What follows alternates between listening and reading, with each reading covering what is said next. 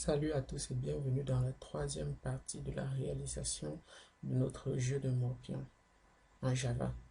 Ceci est un cours pour les débutants dans le langage Java. Donc, si vous voulez pour la suite, bon, je tenais à le préciser dès le départ, si vous voulez pour la suite que je réalise pour vous une application semblable à celle-ci, sans utiliser ce constructeur graphique qui permet de porter un composant et de le poser, c'est-à-dire entièrement à la main, bon, il suffira de le préciser dans l'adresse qui sera spécifiée avec la vidéo dans la page YouTube. Donc, et en passant, je suis un membre du CID, le CID qui est une communauté qui regroupe des informaticiens du Cameroun. Bon, peut-être nous pourrons élargir la communauté plus tard, mais pour l'instant, nous sommes des membres du Cameroun passionnés des IT, des technologies de l'information et de la communication. Bon, revenons à notre application. Notre application, pour l'instant, voilà ce qui a été fait. On a un jeu avec un menu qui permet de créer une nouvelle partie. On pouvait jouer et lorsque l'utilisateur jouait, c'est-à-dire si l'utilisateur 1 joue, c'est un cercle, c'est l'utilisateur 2 qui joue, c'est une croix qui apparaît, ainsi de suite. Maintenant, il faut pouvoir dire, par exemple, dans ce cas, que l'utilisateur 1 a gagné, car il est représenté par des cercles. Donc, ici, l'utilisateur 1 a gagné, car il a pu aligner 3 cercles sur une diagonale. Donc, c'est l'objectif du tutoriel de cette troisième et dernière partie du tutoriel. Donc, pour faire cela, allons dans le code. Nous allons représenter notre grille par un tableau à 2 dimensions. Private integer grille. Voilà. Remarquez que j'utilise ici integer et pas int. Pourquoi integer? Integer, c'est un objet, c'est une classe, bon, la classe integer. Ici, j'instancie des objets d'une classe. Là, c'est le type primitif int. Ces objets auront la particularité que lorsque je n'ai pas initialisé une case, la valeur sera à nul. Or, on ne peut pas avoir la valeur nulle avec un type primitif comme int. Donc, je prends la valeur, la grille qui est composée d'integer. J'initialise la grille dans le constructeur. Bon, j'ai oublié un détail, c'est qu'il faut la taille de la grille. Je vais donc définir une variable private int read size égale 3. Bon, pour un jeu de dimension 3 x 3. Donc private int read size. Pourquoi je le mets là? Parce que c'est toujours bien de centraliser les valeurs à un seul endroit. Imaginons que je me balade dans tout le code et que j'écrive à la main 3 un peu partout. Et qu'à un moment donné, je décide de faire passer ma grille à 4 x 4 par exemple. Là, il va falloir vraiment savoir quel est le 3 qui signifie 3 de taille de grille ou bien le 3 qui signifie autre chose. Je ne sais pas comment, je ne sais pas si vous comprenez exactement de quoi je parle. Donc, en théorie, si je veux changer la taille de la grille, je n'ai qu'à modifier ce chiffre-ci et la taille de ma grille change avec. Donc, grille égale new, j'instancie la grille, new grille, grid size,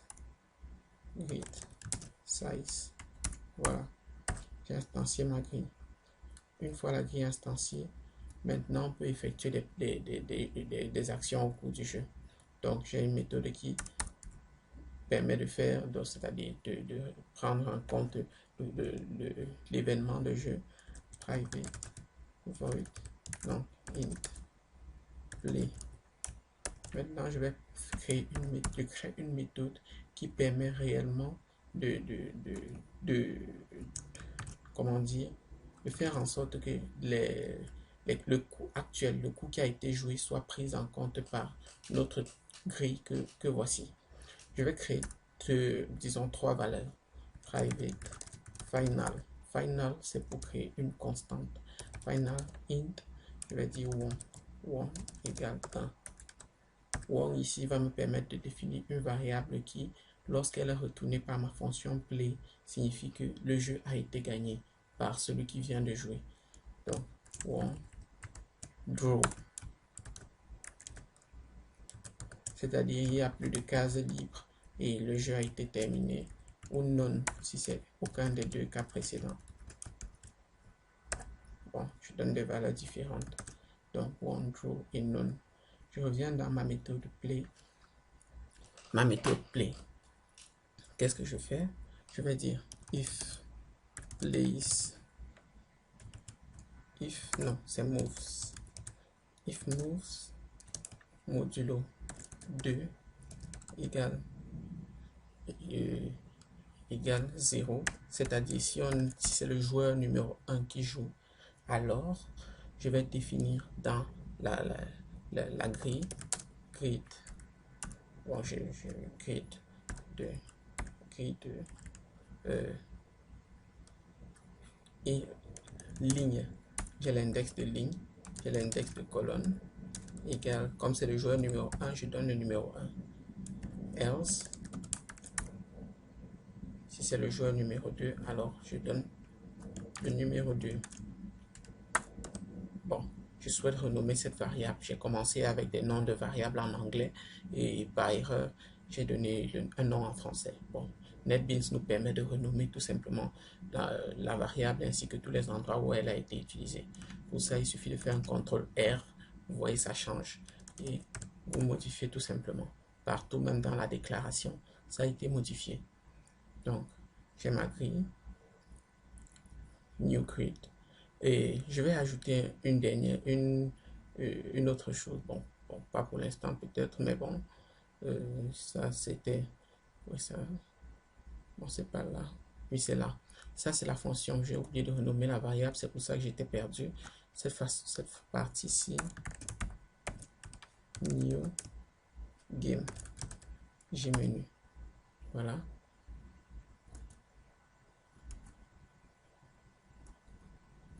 New game gmenu. Maintenant, ça c'était la fonction qui permettait de définir un nouveau jeu, c'est-à-dire une nouvelle partie. Maintenant que j'ai créé la grille, lorsque j'ai une nouvelle partie, il faut faire en sorte que la grille soit à nouveau vide. Grid égale new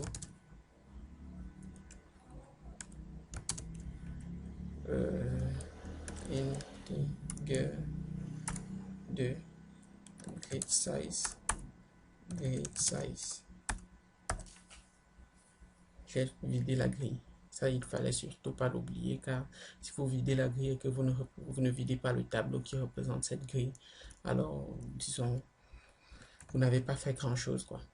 Donc, si le nombre de mouvements est multiple de 2, alors c'est le joueur 1 qui vient de jouer. Si ce n'est pas le cas, alors le joueur 2 vient de jouer. Je mets les valeurs correspondantes dans la grille. Une fois que les valeurs correspondantes ont été mises dans la grille, maintenant il faut que je sache si le joueur qui vient de jouer a gagné la partie ou si c'est un match nul qui vient d'être annoncé, quoi. C'est-à-dire si le coup qui a été joué a annoncé un match nul. Bon, pour cela, il faut faire des calculs.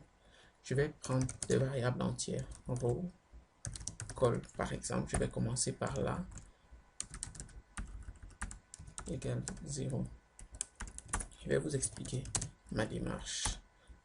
Je commence à 0 et je passe par grid size. C'est-à-dire, je parcours la ligne. Bon, là, je vais retourner d'abord. Le non déclaré précédemment, c'est-à-dire ni nul ni rien. Donc, qu'est-ce que je fais? Je vais supposer qu'il ait joué ici. Si l'utilisateur a joué ici, alors, qu'est-ce que je fais? Je vais venir dans la ligne. Je compte le nombre d'éléments de la ligne qui, le nombre d'éléments de la ligne qui compose, qui comporte la case dans laquelle je viens de cocher, qui ont cette valeur-ci, c'est-à-dire si on a un rond ici, un rond là, bon, supposons que ce soit des ronds. Bon, attendons, je vais faire une nouvelle partie. Donc, si on a un rond là et un rond là, c'est-à-dire je compte le nombre de ronds. Si j'ai 3 ronds, alors il a gagné. Si j'ai 3 ronds, alors il a gagné. Ou si j'ai 3 ronds, et ainsi de suite. Donc, matérialisons cela dans le code. Je compte le nombre de lignes, le nombre de valeurs en ligne est égal à 0. Donc, je fais le calcul uniquement sur une ligne pour l'instant. Il n'y a pas besoin de parcourir toute la grille pour savoir si elle était comblée. Je parcours la ligne, la colonne. Donc, si grid 2 la ligne en cours, row id, row index I pour la colonne égale grid de row index col index.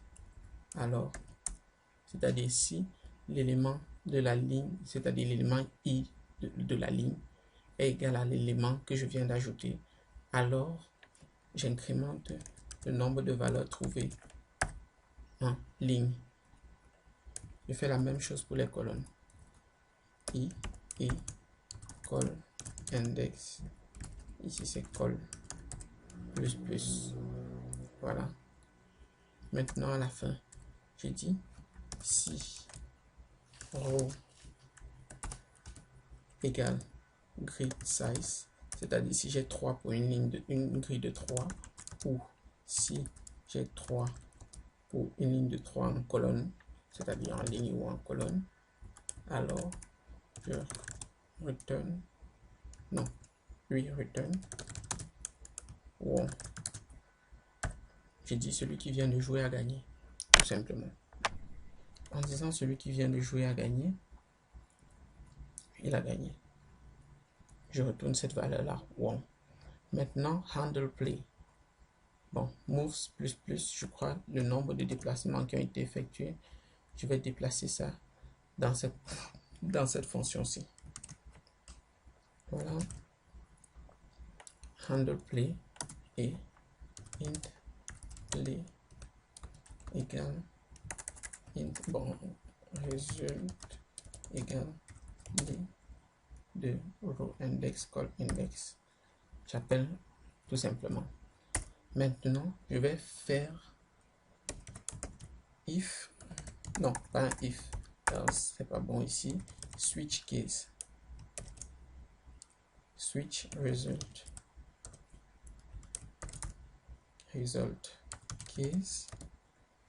case one, c'est-à-dire s'il a gagné, alors on fait un traitement et puis break.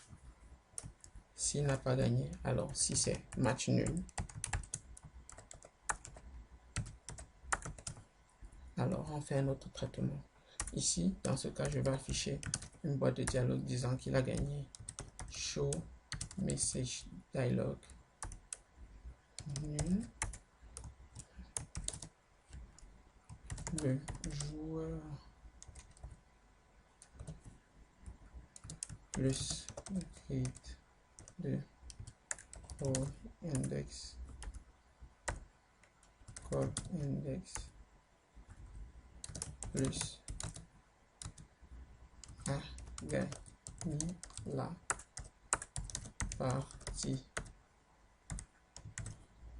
J'affiche un message disant que le joueur 1 a gagné, le joueur 1 ou le joueur 2 a gagné la partie. Si c'est un match nul, alors j'affiche un message disant que la partie est terminée sur un match nul. Voilà.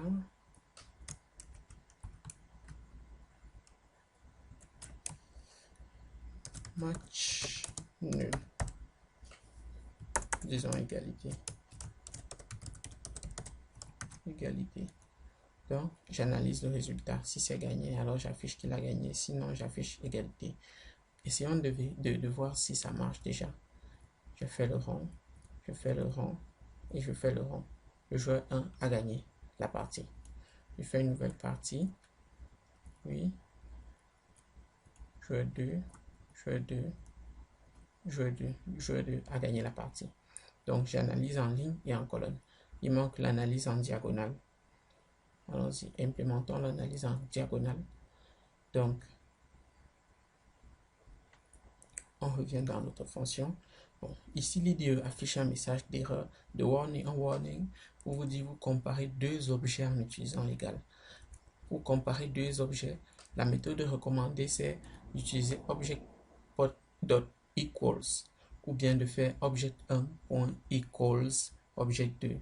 C'est la meilleure. Bon, on va utiliser ce que l'IDE nous propose et maintenant on implémente dans l'égalité dans la diagonale. Bon, on voit diagonale 1, diagonale 2. je crée deux variables. Diag 1 égale diag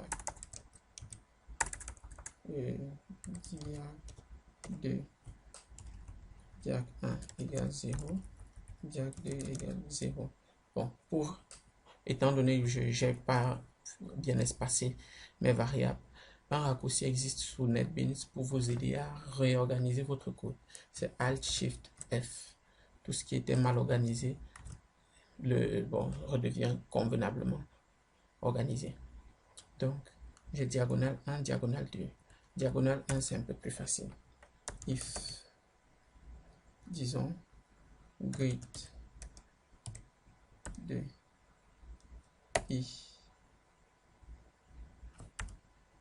i égale cette valeur-ci toujours.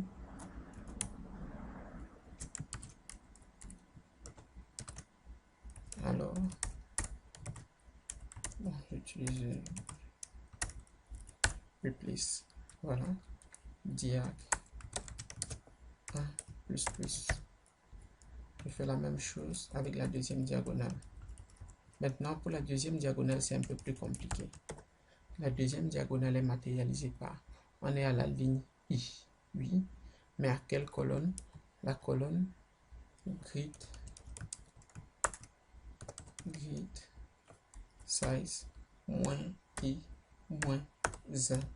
Bon, je vous laisse faire quelques mathématiques pour calculer et vous verrez que ça marche. Donc, je vais essayer de faire gagner mon joueur en diagonale. Bon, il y a une petite erreur quelque part dans la diagonale principale. I.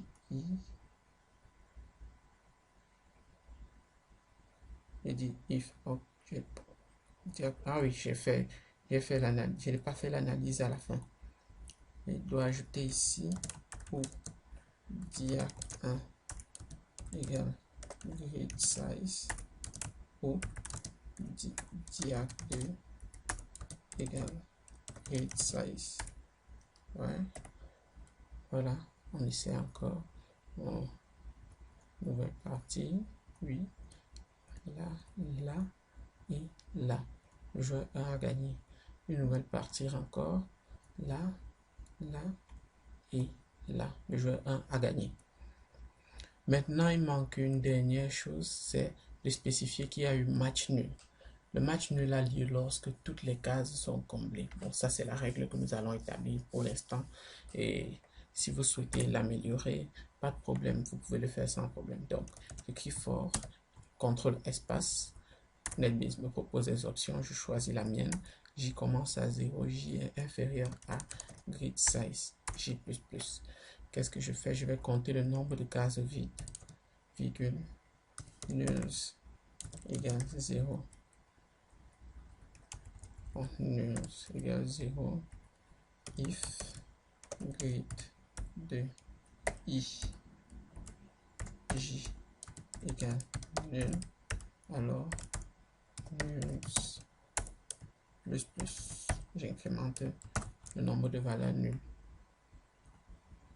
Maintenant, un dernier if nuls égale if nuls différent de 0.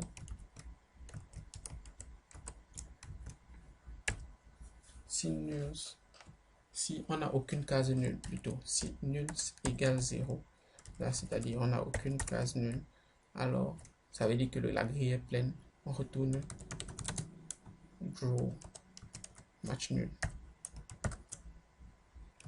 Voyons voir, essayons de faire une partie dans laquelle personne ne gagne.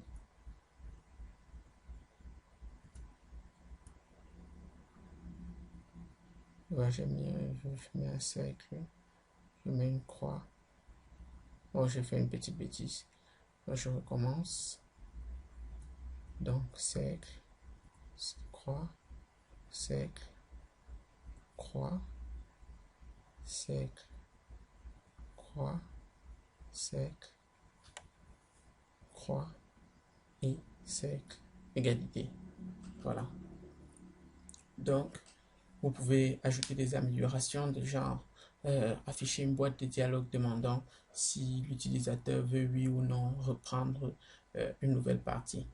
Et ainsi que, bon, vous avez remarqué, devoir à chaque instant venir menu, nouvelle partie pour recommencer une nouvelle partie, c'est fastidieux. Alors j'ajoute un raccourci tout simplement pour pouvoir créer une nouvelle partie à volonté.